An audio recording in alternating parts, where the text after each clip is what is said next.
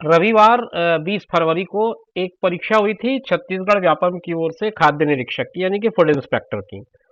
उसमें छत्तीसगढ़ के खंड से जो सवाल पूछे गए थे उनमें से कुछ 8-10 सवालों को लेकर के मैं आज की वीडियो में हाजिर हूँ। नमस्कार, आप देख रहे हैं जीरो पीरियड में छत्तीसगढ़ से संबंधित तरह तरह की वीडियोस आप देख रहे होंगे और लगातार इस तरह की वीडियोस आपको इस चैनल पर देखने मिल सकते हैं। अगर आप पुराने मेरे प्लेलिस्ट पे जाएंगे, छत्तीसगढ़ नाम का प्लेलिस्ट है, उसमें अगर आप जाएंगे तो आपको पुराने वीडियोस देखने को मिल जाएंगे। पिछले 3 दिनों से लगातार कुछ व्यस्तताएं थी जिसके चलते कोई वीडियो नहीं आ पाया। आज मैंने ये तय किया कि जो परीक्षा संडे को यानी कि 20 फरवरी को हुई छत्तीसगढ़ व्यापम की, उसमें खाद्य निरीक्षक की परीक्षा थी।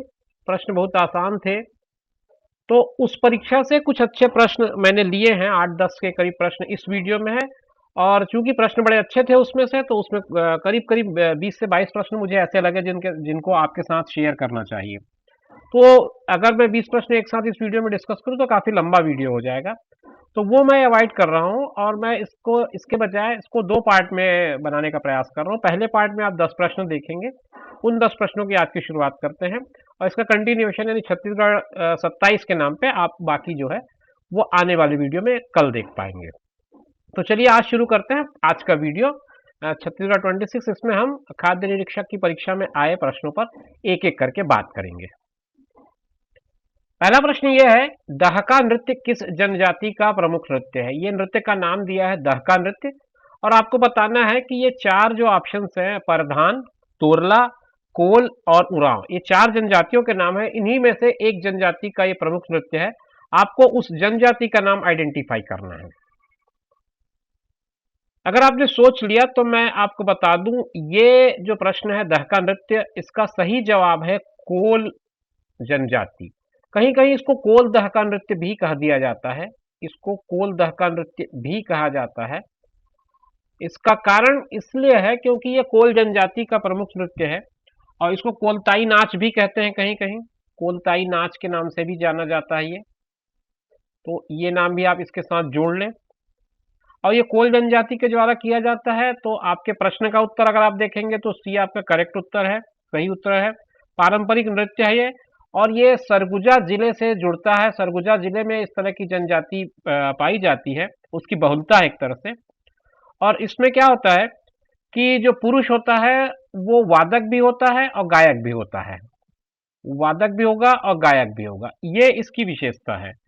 और ढोल का प्रयोग होता है, झांझ का प्रयोग होता है और इस तरह से कुछ वाद्य यंत्र इसमें प्रयोग किए जाते हैं। ढोल और झांझ इसमें प्रमुख वाद्य यंत्र होते हैं।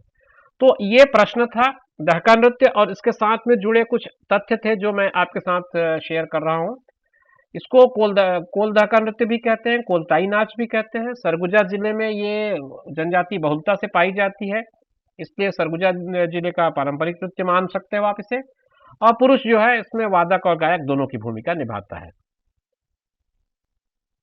अगला प्रश्न आभूषण के बारे में है। लुरकी नामक जेवर कहाँ पहना जाता है? लुरकी ये एक आभूषण है, छत्तीसगढ़ी आभूषण है, या यूं कहें आभूषण है जिसका छत्तीसगढ़ी नाम है लुरकी। और ये कहाँ पहना जाता है? पारंपरिक जेवर है। इसे कहाँ पहनते हैं ये आपको बताना है। ऑप्शन आपके पास है गला, कान, नाक और बाजू। आपके प्रश्न का जो सही जवाब है वो है कान।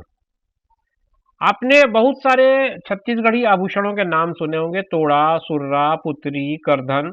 तो इसी तरह से ये लुरकी भी एक पारंपरिक आभूषण है और इसको कान में पहना जाता है। कान में ये पहना जाने वाला आभूषण है। तो इस तरह से आपके प्रश्न का उत्तर हुआ कान, ऑप्शन बी।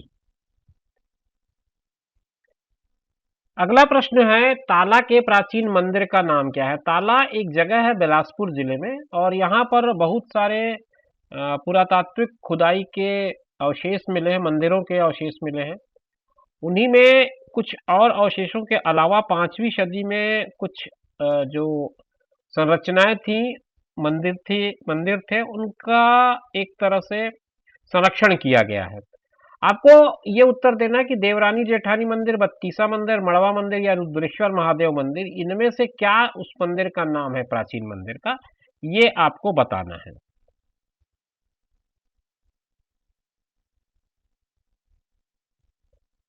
तो इस प्रश्न के उत्तर में अगर सबसे निकट का उत्तर मैं देखूं तो देवरानी जेठानी मंदिर इसका उत्तर सही है।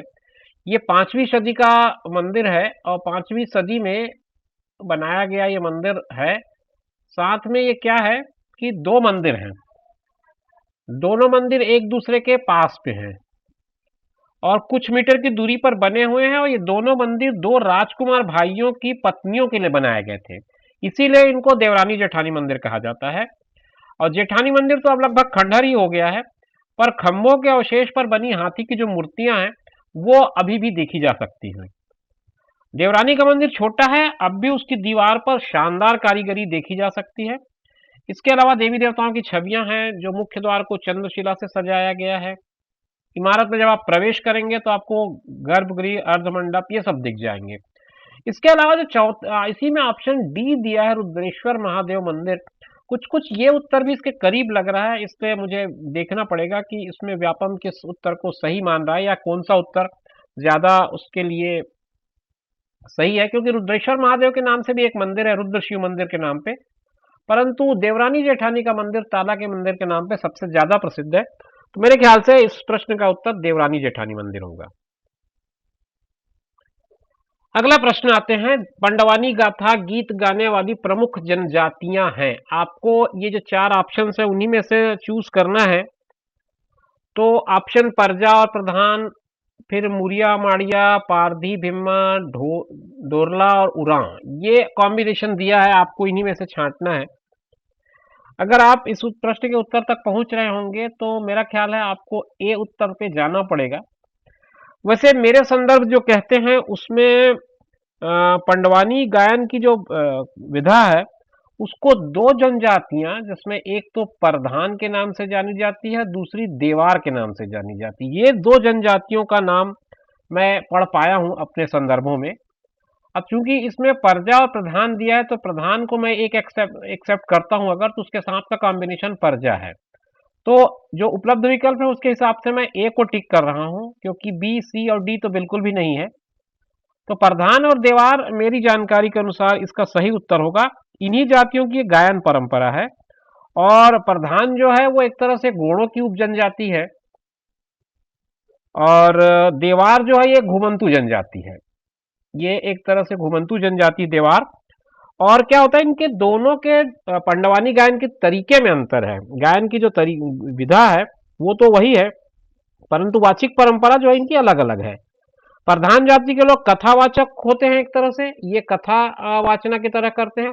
अच्छा, एक बात मैं बताना भूल रहा हूं, जिस प्रसंग को मैं आपके साथ शेयर कर रहा हूं, पंडवानी मूलतः क्या है कि महाभारत की कथा है, महाभारत की कथाओं को अपनी शैली में प्रस्तुतिकरण किया जाता है, जिसको हम पंडवानी कहते हैं। तीजन बाई ने इसके फील्ड में बहुत काम किया है और अंतर्राष्ट्रीय ख्याति उनकी रही है, तो उसके कारण आप जानते हैं, इसलिए मैं इसके पृष्ठभूमि पे नहीं जा रहा था। परंतु आप जनजातियों पे बात कर रहे थे तो प्रधान जनजाति और देवार जनजाति इसके गाने वालों में प्रमुख जनजातियों में गिने जाते हैं।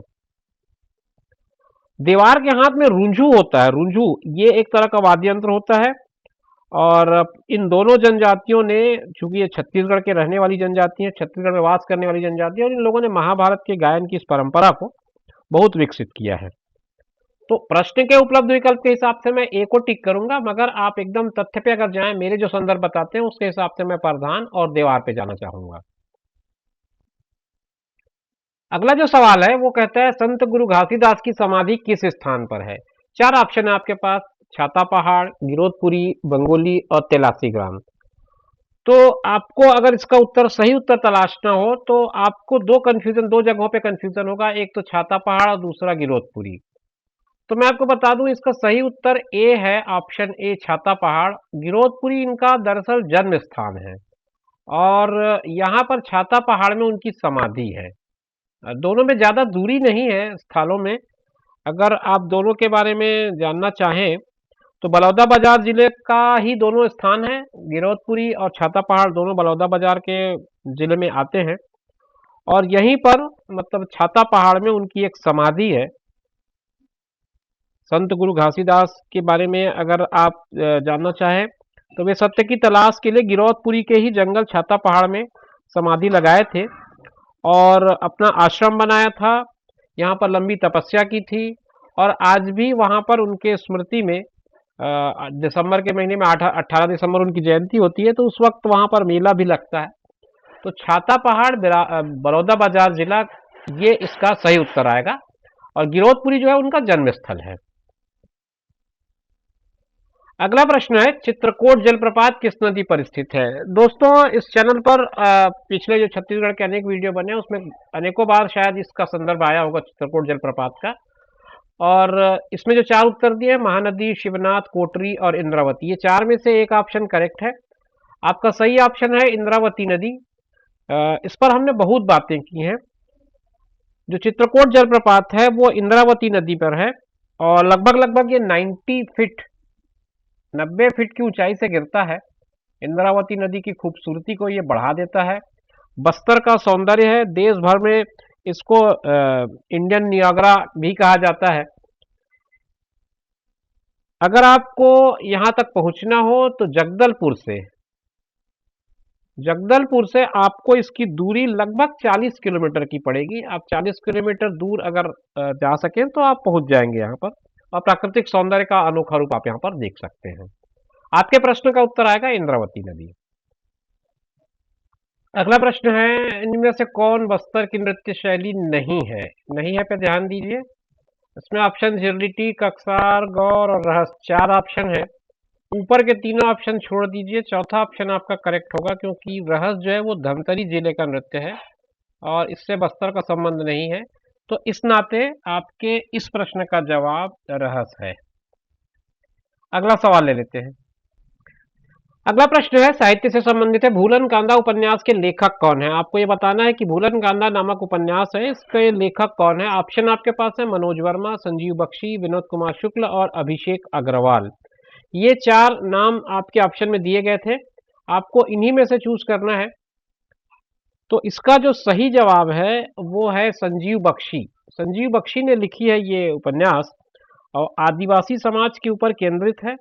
ये जो उपन्यास है उसको लिखा है संजीव बख्शी ने और आदिवासी समाज के ऊपर ये केंद्रित है।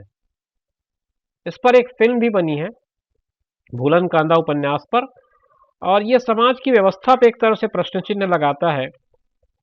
इसमें आदिवासी समाज की मासूमियत, उसका व्यवहार, उसका भोलापन, सहयोग की भावना, आपसी प्रेम, ये सारी चीजें एक साथ देखी जा सकती हैं। विमर्श की सैद्धांतिकी और वैचारिकी को केंद्र में रखकर लिखे गए इस उपन्यास में बहुत सारी बातें हैं। एक तरह से किस तरह से आदिवासी जीवन बिना किसी लक्ष्य के काम कर रहा है, किस तरह से सामान्य जिंदगी वो मस्ती में जी रहा है, इन पर भी बहुत सारी बातें की गई हैं। तो आपके प्रश्न का उत्तर जो है वो ऑप्शन बी है, संजीव बख्शी। आज की वीडियो का ये आखिरी सवाल है, किस योजना का नाम डॉक्टर खूबचंद बघेल के नाम पर रखा गया है? आपको ये बताना है। 4 ऑप्शन आपके पास हैं, किसान न्याय, गोधन न्याय, स्वास्थ्य सहायता और वन मितान। और इसका अगर मैं सही उत्तर आपको बताऊं तो इसका सही उत्तर है स्वास्थ्य सहायता योजना। खूबचंद बघेल, डॉक्टर खूबचंद बघेल के नाम पर स्वास्थ्य सहायता योजना के तहत 5 लाख तक की निःशुल्क यानी कि फ्री चिकित्सा की व्यवस्था की है छत्तीसगढ़ शासन ने। और स्मार्ट कार्ड की अनिवार्यता खत्म कर दी गई है, केवल अपना राशन कार्ड और आधार कार्ड लेकर भी आप जा सकते हैं। इस तरह से कुछ योजना थी। बाद में इस पर फिर खूबचंद बघेल के नाम पर जो स्वास्थ्य योजना बनी उसके कार्ड भी बनाए गए थे। तो आपके प्रश्न में अगर जो 4 ऑप्शन है उसमें से सी ऑप्शन करेक्ट ऑप्शन है, स्वास्थ्य सहायता। तो मित्रों, ये था आज का हमारा वीडियो। इसमें हमने कुछ एक सवाल लिए थे और ये सवाल मैंने आपको पहले ही बताया कि 20 फरवरी को जो खाद्य निरीक्षक की परीक्षा आयोजित की थी छत्तीसगढ़ व्यापम ने, उसके प्रश्न पत्र से लिए गए थे। और चूंकि प्रासंगिक प्रश्न थे, अच्छे प्रश्न थे, इसलिए उन पर ही केंद्रित इस वीडियो को मैंने रखने का प्रयास किया। इसमें कुछ और प्रश्न हैं, 10 एक प्रश्न करीब और बच जाते हैं जिसमें मुझे लगता है कि डिस्कशन की जरूरत है, तो वो कल की वीडियो में आप देख पाएंगे। आज यहीं तक मिलेंगे उस नए वीडियो में नई जानकारियों के साथ। तब तक इंतजार कीजिए और अपना ख्याल रखिए, साथ में उनका ख्याल रखिए जो आपका ख्याल रखते हैं। धन्यवाद।